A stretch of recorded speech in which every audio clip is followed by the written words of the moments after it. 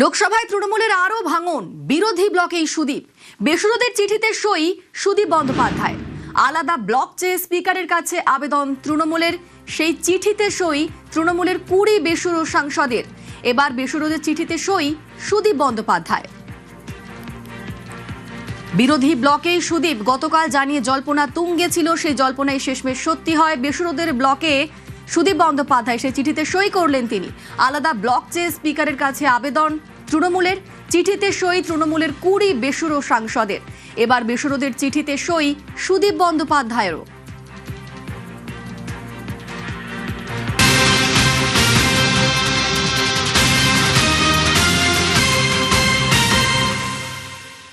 বেসুরো সুদীপ, পদ কাড়ল তৃণমূল। উত্তর কলকাতার তৃণমূল সভাপতি ছিলেন সুদীপ।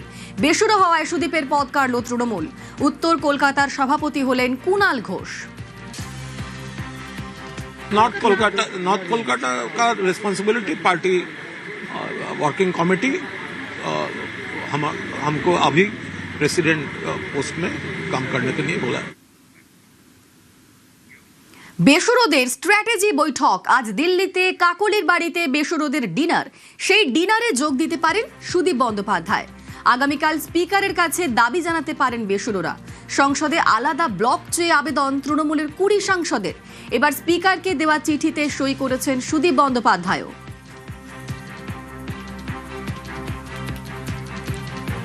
আজ দিল্লিতে কাকলির বাড়িতে বেসুরোদের ডিনার, আর সেই ডিনারে যোগ দিতে পারেন সুদীপ বন্দ্যোপাধ্যায়। স্ট্র্যাটেজি বৈঠক। আগামীকাল স্পিকারের কাছে তারা এই বেসুরোরা দাবি জানাতে পারেন আলাদা ব্লকের। সংসদে আলাদা ব্লক চেয়ে আবেদন তৃণমূলের 20 সাংসদের। তৃণমূলের বেসুরো 20, তাদের মধ্যে রয়েছেন কাকলি ঘোষ দস্তিদার, বারাসাতে তৃণমূল সাংসদ, রয়েছেন শতাব্দী রায়, রয়েছেন অরূপ চক্রবর্তী, রয়েছেন প্রসূন বন্দ্যোপাধ্যায়। তৃণমূলে আলাদা ব্লক চাইছেন এই বেসুরো 20। সেই ব্লকের মধ্যে রয়েছেন সায়নী ঘোষ, রয়েছেন দেব। তারা চিঠিতে সই করেছেন। সেই চিঠি আমরা দেখিয়েছি নিউজ 18 বাংলায়। বেসুরোদের মধ্যে রয়েছেন রচনা বন্দ্যোপাধ্যায়, জুন মালিয়া, হুগলির সাংসদ রচনা, মেদিনীপুরের সাংসদ জুন মালিয়া, রয়েছেন পার্থ ভৌমিক, বারাকপুরের সাংসদ, রয়েছেন জগদীশ বসুনিয়া, কোচবিহারের সাংসদ। বেসুরো 20দের মধ্যে রয়েছেন তারা। রয়েছেন ঝাড়গ্রামের সাংসদ কালীপদ সোরেন, রয়েছেন মথুরাপুরের সাংসদ বাপি হালদার।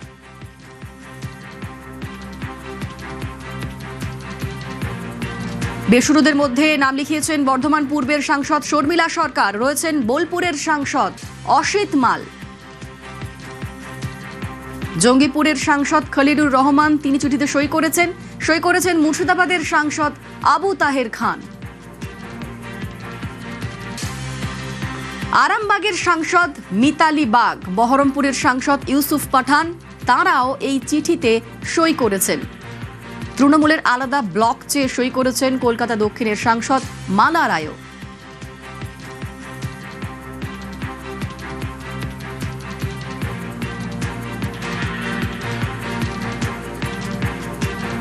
আমরা লোকসভার আসন বিন্যাসটা দেখাচ্ছি। আগে মমতা বন্দ্যোপাধ্যায়ের সঙ্গে যারা ছিলেন তারাই এখন বেসুরো ব্লকে, এবং এখন সুদীপ বন্দ্যোপাধ্যায় তিনিও নাম লিখিয়েছেন এই বেসুরো ব্লকে। আগামীকাল স্পিকারের কাছে তারা দাবি জানাতে পারেন আলাদা ব্লকের। আজ এ নিয়ে স্ট্র্যাটেজি বৈঠক রয়েছে কাকলির বাড়িতে, যেখানে থাকতে পারেন শুভেন্দু অধিকারীও।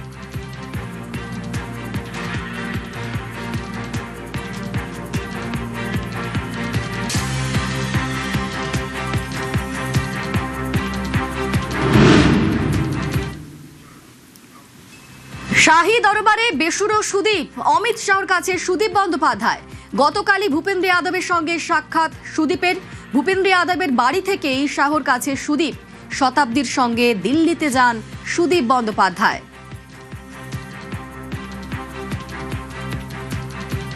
সুদীপ দত্ত নিঃসন্দেহে কোনো প্রলোভন আছে। রোজভ্যালি ইডি কেসে মাফ হয়ে যায়, তাহলে সুদীপদার জন্য রিলিফ পাওয়া যাবে। সুদীপদা সেই জন্য গেছে। সুদীপদা যখন জেলে ছিল, সুদীপদার জন্য আমরা সবাই সব কিছু করেছি। সুদীপদার জন্য অনেক টাকা খরচা হয়েছে। সুদীপদার তো এরকম করার তো একটা অভ্যাস আছে। আগে তৃণমূলে গেল, তৃণমূল থেকে ছেড়ে দিয়ে কংগ্রেসে গেল, কংগ্রেস থেকে এসে আবার তৃণমূলে এলো, কিন্তু মমতাদি অন্ধের মতো তাকে বিশ্বাস করেছে। সুদীপদা কিছুদিন আগে একটা নতুন গাড়ি চেয়েছিল মমতা বন্দ্যোপাধ্যায়।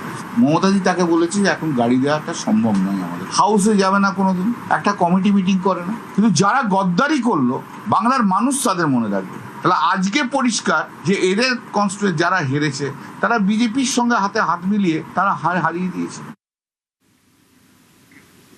তৃণমূলের সর্বনাশ, পদ্মের পৌষ মাস। তৃণমূলের ভাঙনে কি বিজেপির লাভ? কেন উঠছে এই প্রশ্ন? কারণ সংখ্যা তত্ত্বের অঙ্ক। এপ্রিল মাসে 2/3 গেরোয় আটকে যায় সংবিধান সংশোধনী মহিলা সংরক্ষণ বিল। এবার বাংলায় তৃণমূলের ভাঙন ও তামিলনাড়ুতে ডিএমকে কংগ্রেস বিরোধে লোকসভায় সুবিধাজনক অবস্থায় এনডিএ জোট। লোকসভার অঙ্কটা কি? বিশ্লেষণে সহকর্মী কৌশিক দাশগুপ্ত। 4 মে বিধানসভা ভোটের ফল বেরোলো, তৃণমূল হারলো, বিজেপির ঝড় বইয়ে দিল। তারপর 1 মাসের মধ্যে দেখা যাচ্ছে তৃণমূল ভেঙে প্রায় খান খান। একের পর এক নেতা বলছেন ঘাসফুল ছাড়ো। এতে বিজেপির পোয়া বাড়ো। যা অবস্থা তাতে বলা যায় তৃণমূলের সর্বনাশ আর পদ্মের পৌষ মাস। কেন এটা বলছি তার পিছনে রয়েছে অঙ্ক, সংখ্যার খেলা। কি সেই খেলা, কি সেই অঙ্ক, আসুন বুঝে নিই। আমরা যদি লোকসভার দিকে তাকাই, এই ধরুন লোকসভায় 543টি আসন। 2024 সালে লোকসভার ভোট হয়, সেখানে বিজেপি পেয়েছিল 543টার মধ্যে বিজেপি জিতেছিল 240টি আসনে। আর এনডিএ কতগুলো পেয়েছিল? এনডিএ পেয়েছিল 293। এই অবধি তো আমরা জানি, এটা 2024 সালেই আমরা জানি। এখন কি হলো? এখন যেটা হলো সেটা হচ্ছে তৃণমূলের সংসদীয় দলে ভাঙন। একের পর এক নেতা সাংসদ বেরিয়ে যাচ্ছেন তৃণমূল থেকে। বেসুরোদের দাবি তাদের সঙ্গে 20 জন সাংসদ রয়েছেন। তারা 20 জন রয়েছেন যারা লোকসভা স্পিকারকে চিঠি দিয়ে জানিয়েছেন যে তারা আলাদা ব্লক করতে চান এবং এনডিএর সঙ্গে যুক্ত হতে চান। আমরা যদি এই 20 জনকে ধরে সংখ্যাটা ধরে এগোই, তাহলে কি দাঁড়াচ্ছে? এই 20 জন তৃণমূলের সাংসদ যদি এনডিএতে যোগ দেন, তাহলে সংখ্যাটা দাঁড়াচ্ছে 293। এনডিএর সংখ্যা অনেকটা বেড়ে যাচ্ছে। 293 ছিল, 293 থেকে টিএমসির 20, টিএমসির 20 হলে 313তে পৌঁছে যাচ্ছে। এনডিএ পৌঁছে যাচ্ছে 313তে, অর্থাৎ 20 জন সাংসদ এনডিএর বেড়ে গেল। এতে কি সুবিধা এনডিএর? এইখানটায় এবার আমরা আসবো। এনডিএর সুবিধা কি? গত এপ্রিল মাসে সংসদের বিশেষ অধিবেশন ডেকে মোদী সরকার একটি বিল পাশ করার চেষ্টা করেছিলেন। সেই চেষ্টাটা কি ছিল? কোন বিল? সেটা হচ্ছে আসন পুনর্বিন্যাস সংক্রান্ত বিল। এই বিলটা যদি পাশ করতে হয়, সংবিধান সংশোধন করতে হবে, অর্থাৎ সংবিধান সংশোধনী বিল। সংবিধান সংশোধন করতে হলে লোকসভা এবং রাজ্যসভা 2 জায়গাতেই 2/3 মেজরিটি দরকার, অর্থাৎ 2/3 সাংসদের সমর্থন দরকার। কিন্তু ভোটাভুটিতে দেখা গেছিল এনডিএর পক্ষে ভোট পড়েছিল, এনডিএ পেয়েছিল 298টি ভোট। অর্থাৎ যে বিলটা পাশ করার জন্য চেষ্টা করেছিল মোদী সরকার, তাতে এনডিএ পেয়েছিল, ভোট পেয়েছিল 298। এনডিএর আসন সংখ্যা ছিল 293, কিন্তু ভোটাভুটিতে এনডিএ আরো 5 জনের সমর্থন জোগাড় করেছিল, তাতে হয়েছিল এনডিএর 298। এর সঙ্গে যদি 20 জন তৃণমূল সাংসদ যুক্ত হন, তাহলে এই সংখ্যাটা গিয়ে দাঁড়াচ্ছে 318। তার মানে বিজেপির এনডিএর শক্তিটা আরেকটু বাড়লো। এর ফলে কি হতে পারে? এনডিএর কি লাভ? এখানে একটা জিনিস মাথায় রাখতে হবে, এর মধ্যে আরেকটা ঘটনা ঘটেছে। পশ্চিমবঙ্গের পাশাপাশি তামিলনাড়ুতেও ভোট ছিল। সেখানে টিভিকে জিতেছে। টিভিকে জেতার পর তামিলনাড়ুতে কিন্তু ভোটে লড়েছিল কংগ্রেস এবং ডিএমকে একসঙ্গে। ভোটে হারার পর ডিএমকের হাত ছেড়ে কংগ্রেস টিভিকে সমর্থন করে। ডিএমকে এতে মনে করেছে কংগ্রেস তাদের পিছনে ছুরি মেরেছে। ডিএমকে কংগ্রেসের সঙ্গে কংগ্রেসের হাত তারা ধরতে রাজি নয়। ফলে এই ডিএমকে সাংসদরা, লোকসভার সাংসদরা বিভিন্ন ইস্যুতে এনডিএকে সমর্থন করবেন বলে ঠিক করেছে। তাহলে এখন দেখতে হবে ডিএমকে লোকসভায় সাংসদ কত। ডিএমকে লোকসভায় সাংসদ হচ্ছে 22 জন। তাহলে 318 এখন এনডিএর কাছে আছে। এনডিএর কাছে যদি তৃণমূলের 20 জন এনডিএতে যুক্ত হয়ে যান তাহলে 318। তার সঙ্গে যদি 22 জন যুক্ত হন তাহলে সংখ্যাটা কত দাঁড়াবে? এই 22 কারা? এই 22 হচ্ছে ডিএমকে। ডিএমকের 22 জন যুক্ত হলে হচ্ছে 22 আর 18 মানে 340 জন সাংসদ হয়ে যাচ্ছে। অর্থাৎ এনডিএর সাংসদ সংখ্যা দাঁড়ালো 340 হওয়ার অর্থ কি? 340 মানে এনডিএ 2/3 অনেক কাছাকাছি চলে গেল। লোকসভায় আমরা জানি 543টি আসন। এই 543-এর 2/3 2/3 করলে সেটা দাঁড়ায় হচ্ছে 362।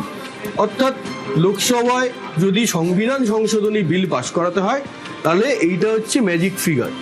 এই নাম্বার এতজন সাংসদের সমর্থন লাগবে 362। কিন্তু এখন লোকসভায় কি অবস্থা? এখন লোকসভায় 3টি আসন ফাঁকা, যার মধ্যে একজন হচ্ছেন আমাদের এখানকার বসিরহাটের সাংসদ, মারা গেছিলেন তৃণমূলে। এইরকম ভাবে 3টি রাজ্যের 3টি আসন ফাঁকা রয়েছে। একটা হচ্ছে মেঘালয়ের, একটা হচ্ছে ওয়েস্ট বেঙ্গল, আর একটা হচ্ছে আসাম। এই 3টি রাজ্যের 3 জন সাংসদ এখন লোকসভায় নেই। ফলে এখন লোকসভার আসন সংখ্যা হচ্ছে 540। এই 540-এর তাহলে 2/3 কত? 540-এর 2/3 হচ্ছে 360। মানে যেটা ছিল 362, সেই ম্যাজিক ফিগারটা এখন দাঁড়িয়েছে 360-এ। তাহলে লোকসভায় যদি সংবিধান সংশোধনী বিল পাস করাতে হয় তাহলে এনডিএকে 360-এ পৌঁছাতে হবে। এনডিএর ভোটের পর কত ছিল 2024 সালে? 293। সেখান থেকে অঙ্কের খেলায় এখন এনডিএ পৌঁছে যেতে পারে 340-এ। তৃণমূল এবং ডিএমকের যা পরিস্থিতি তাতে এনডিএ পৌঁছে যেতে পারে 340-এ, দরকার 360। অর্থাৎ 360-এর ম্যাজিক ফিগারের অত্যন্ত কাছে পৌঁছে যেতে পারে এনডিএ। এটা এনডিএর কাছে বিরাট একটা বিষয়, কারণ লোকসভায় যদি তাদের যে কোনোভাবে সংবিধান সংশোধনী বিল পাস করাতে হয় তাহলে তাদের 360-এ পৌঁছাতে হবে। আগে তারা আটকে যাচ্ছিল 293, এবার পেয়েছিল 298 ভোটাভুটিতে। কোথায় 298 আর কোথায় 340, মানে 42টা সিট, 42খানা সিট এনডিএ প্রায় গেইন করতে পারে এখন যা পরিস্থিতি। ফলে তাদের পক্ষে অনেকেই মনে করছেন আর যদি হাতে গোনা 20-25 জন সাংসদের সমর্থন আদায় করতে পারেন তাহলে লোকসভায় তারা অনায়াসে সংবিধান সংশোধনী বিল পাস করে ফেলতে পারে। কর্মসমিতির বৈঠকে অভিষেক বনাম কুণাল, সাংসদ বিধায়কের মধ্যে তীব্র বাদানুবাদ। মমতা বন্দ্যোপাধ্যায়ের সামনেই কুণাল অভিষেকের ঝগড়া। সুমিত রায়কে নিয়ে কুণাল অভিষেক ঝগড়া। আত্মসহায়কের খোঁজে রাতে অভিষেক বন্দ্যোপাধ্যায়ের দুয়ারে পৌঁছে যায় পুলিশ। রাত 3টে নাগাদ পৌঁছে যায় শালবনী থানার পুলিশ। সেই নিয়ে ঝগড়া, আর সেই ঝগড়া থামাতে ময়দানে নামেন মমতা বন্দ্যোপাধ্যায়, কল্যাণ বন্দ্যোপাধ্যায়।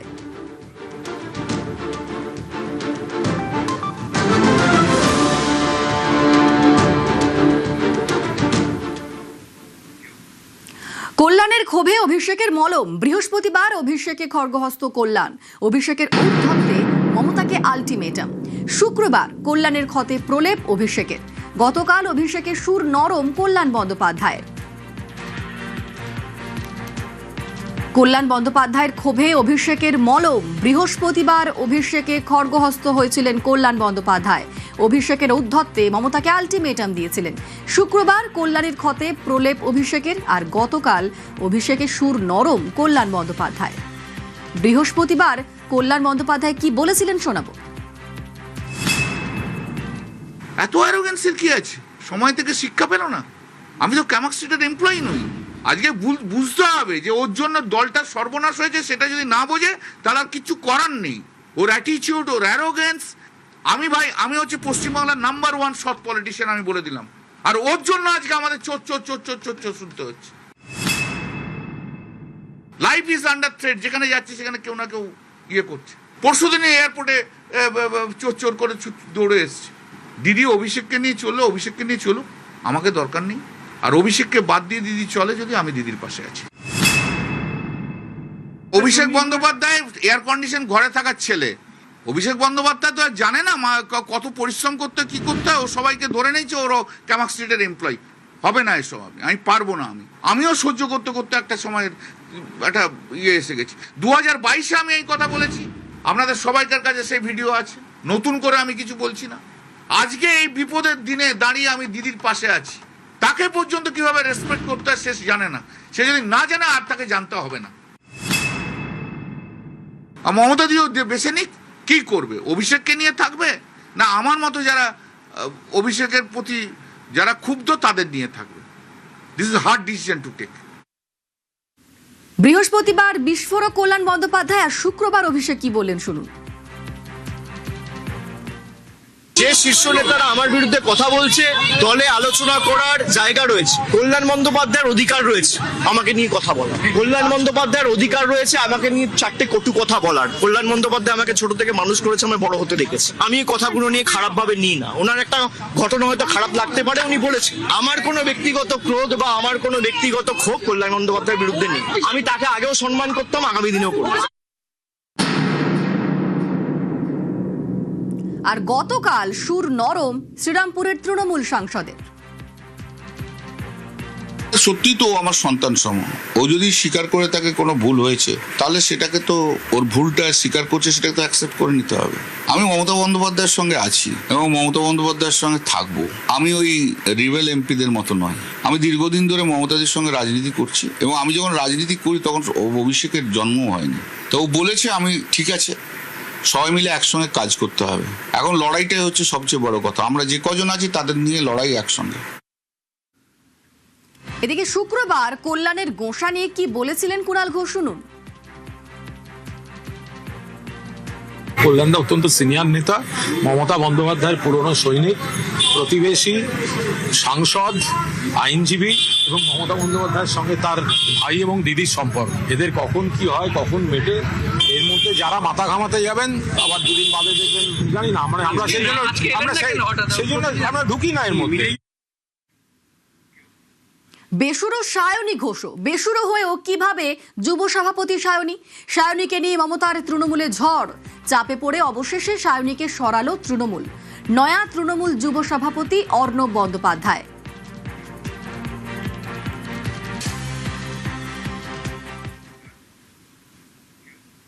দল ছাড়লেন মানস ভূঁইয়া। তৃণমূলের প্রাথমিক সদস্য পদ ছাড়লেন মানুষ। তৃণমূল নেত্রীকে চিঠি লিখে দল ছাড়লেন মানুষ। দীর্ঘদিন কাজ করেছি তো একটা পরিবেশে, মানুষের পাশে দাঁড়িয়ে অনেক সংগ্রাম, অনেক রক্তক্ষয়ী লড়াই, অনেক ক্ষতবিক্ষত পরিস্থিতির সম্মুখে দাঁড়িয়ে লড়াই করেছি। এখন যা পরিস্থিতি, সেই পরিবেশ আর দেখতে পাচ্ছি না।